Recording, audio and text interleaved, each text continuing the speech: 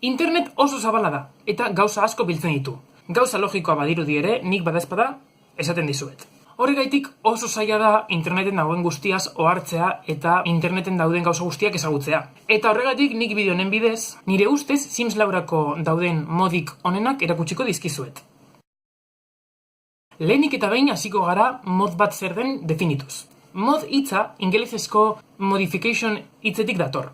Eta hain zuzen ere modifikazioa esan nahi du.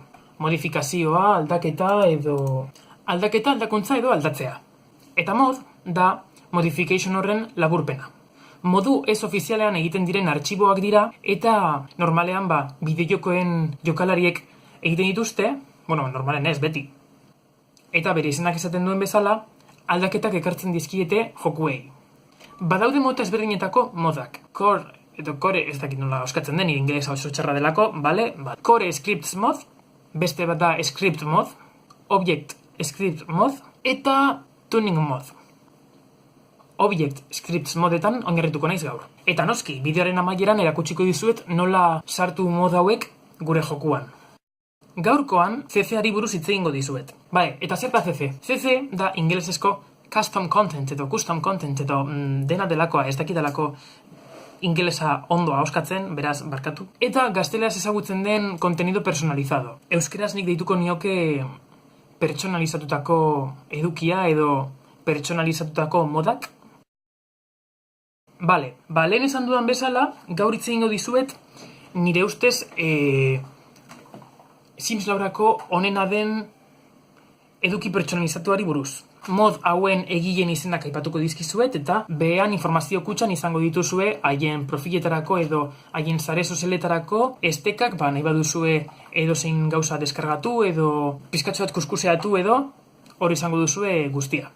Jakin dezazuen Sims Lauan daude bi motako, mod guztien barruan badago beste bi motako eduki pertsonalizatua edo pertsonalizatutako modak edo danadalakoa. Alde batetik dago Maxis Match deitzen diaguna, eta beste alde batetik dago bestea ez dakidana zein izen jartzen diagun, porque ez diot inoiz izenik jarri, eta Maxis Match honek dauka antzekotasun oso handia Sims Lauko testura originalekin. Ikus dezakegu nola Sims Lauak dauka horrelako estetika edo nahiko tipo gomazkoa edo plastikozkoa.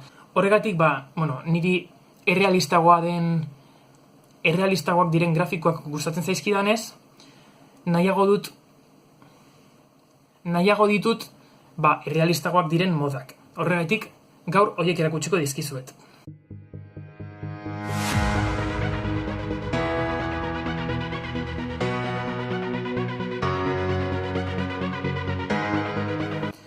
Lehenik eta behin hitz egingo dizuet Antori buruz.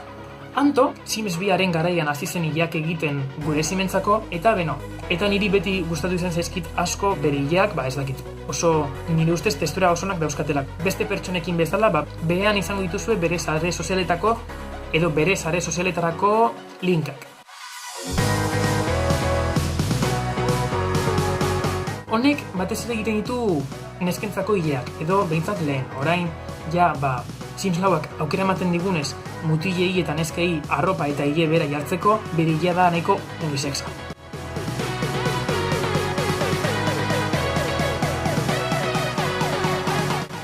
Ile hauek Sims Web horrian deskargatu nituen. Eta, besterik gabe, honetaz gehiago hitz egingo dizuet aurrean.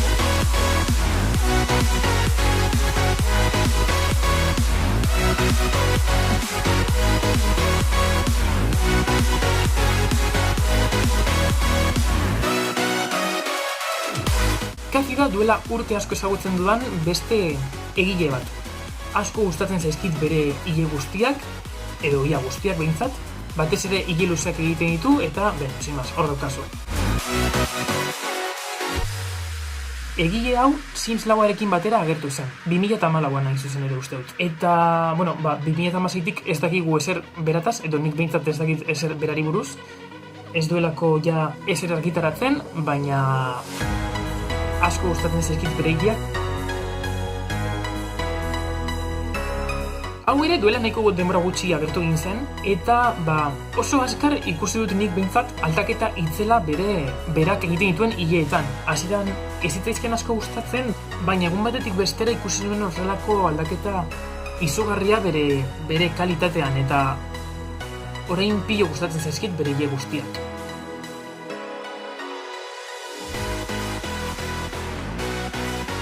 Eta orain badatoz azalak, edo bestela eskin deiturikoak. Eta honetan lau egia aipatuko dizkizuet. Lehenengoa Praline Sims. Asko gustatzen zait Praline Sims. Iruditzen zait oso kalitate honeko eskinak egiten dituela, eta, eskinez aparte, beste hainbat aukera ematen dizkigu, hainbat eta hainbat detaile egiten dituelako guk gure simei jarri ahal izateko.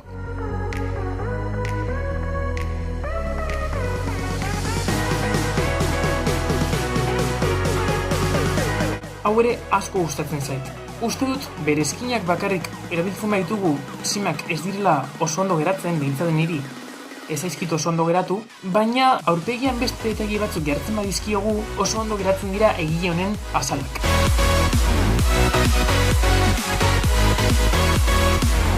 Eta hau da Sims 3-arekin jolasten nuenetik ezagutzen dudan egilea. Nire ustez Sims 3-ako egiten zituen azalak Laurako egiten dituenak baino askoz politagoak ziren, baina laukoak ere asko gustatzen zaizkit.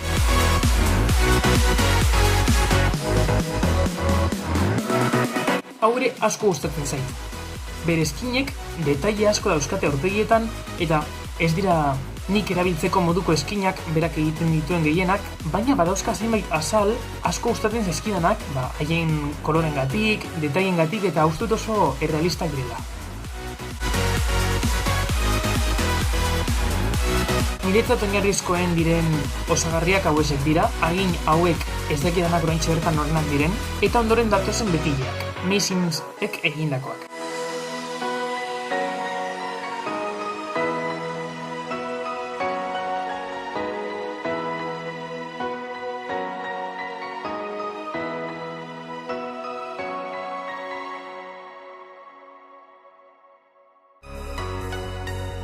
Eta arropari dagokionez, hemen utziko dizkizuet niri gehien gustatzen zaizkidan egileak. Nire ustez, Simsentzako arropa kalitatezkoa izateko, testura edo itxura ona izatez aparte, bisualki, ondo modelatua egon behar duen. Niri ez zaizkit gustatzen itxura errealistak ez dituen arropak. Horrelako tolesdurak eta naturaltasuna transmititzen duten arropak dira gehien gustatzen zaizkidan. Eta ez zaizkit gehien gustatzen planoak ikusten diren arropak. Eta hauek dira nire ustez, oraintxe bertan, niri gehien gustatzen zaizkidan arropak. Mutilentzako baino ez ditut jarri, oraintxe bertan Sims 4an ez daukadalako neskentzako arroparik iaia. Horregaitik, mutilentzako arropa hauek erakusten dizkizuet.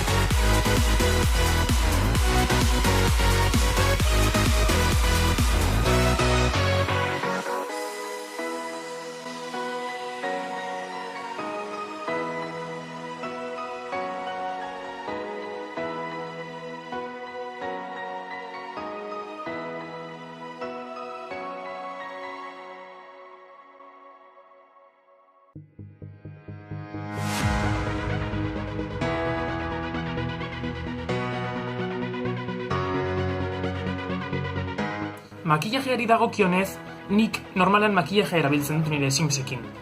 Baina ez da normalan ikusten dugun makillajeren modukoa. Niri makillaje mota hau ez zait asko gustatzen. gustatzen zait, baina ez diet nire semei jartzen, ez delako interesatzen, ez dakit berdin zedalako. Baina gustatzen zait askotan jartzea nire ustez aurpegiak errealistagoak bihurtzen dituzten makillajeak. Adibidez, asko gustatzen zait Tifa izeneko batek egindako hau, tipo gauzak gehitzen dizkiola aurpegiari, ez dakit diren tipo poroak edo horrelako zerbait, eta nire ustez ematen dizkion detaiak, aurpegiari ematen dizkion detaiak oso politak dira. Eta gero badaukagu ere lehen aipatutako Praline Simsen hainbat aurpegian jartzeko hauek, pizkatxo bat forma ezberdin ematen diotena aurpegiari edo batez ere masaien zatiari. Hauek erabiltzea ere gustatzen zait, Sims lauan masaiak beti izaten direlako nahiko borobiltxoak eta pizkatxo bat gehiago markatzeko erabiltzea gustatzen zait, baina besterik gabe. Espainetan ere gustatzen zait makillajea erabiltzea, hau da Praline Simsena, konkretuki, ikustezak zuen bezala, eskinaren espainak eta makillaje honenak ez direlako berdinak eta, makillaje honenak gehiago gustatzen zaizki. Eta motilekin berdin, makillaje berdina jartzen diet gehienetan. Eta azkenik jartzen diet ere askotan, lentillak jartzen dizkiet. Lentillak edo, kolore ezberdinetako begiak. Hauek ere nahiko errealistak direlako, jokuko begiekin konparatuz nahiko hauek errealistagoak direlako eta gehiago gustatzen zaizkidalako. Eta makillajean nik aipagarrinak diren egileak uste dut direla Praline Sims alde batetik eta bestetik Tifa.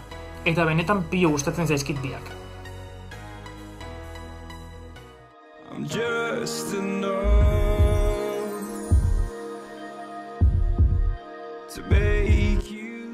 Orain, 3 web orri erakutsiko dizkizuet. Lehenengoak Lana CC Finds du izen. Tumblrreko blog bat da hau eta honek Sims 2, 3 eta 4 hainbat mod biltzen ditu eta hortik moden egileen web orrietara joan gaitezke haien gauzak deskargatzera.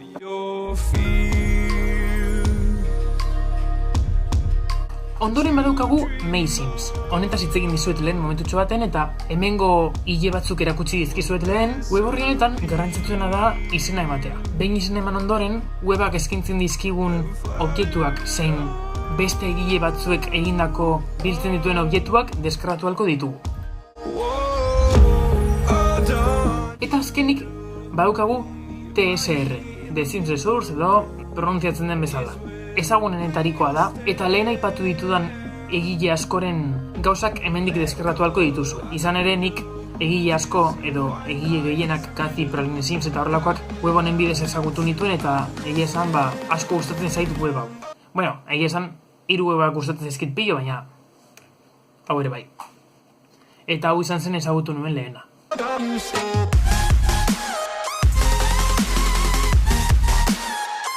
Ez dut lortu pantalla grabatzen zuei erakusteko nola egiten den, baina oso erraza da. Pantailan agertuko den fitxategi honi jarraitu beharko diozue.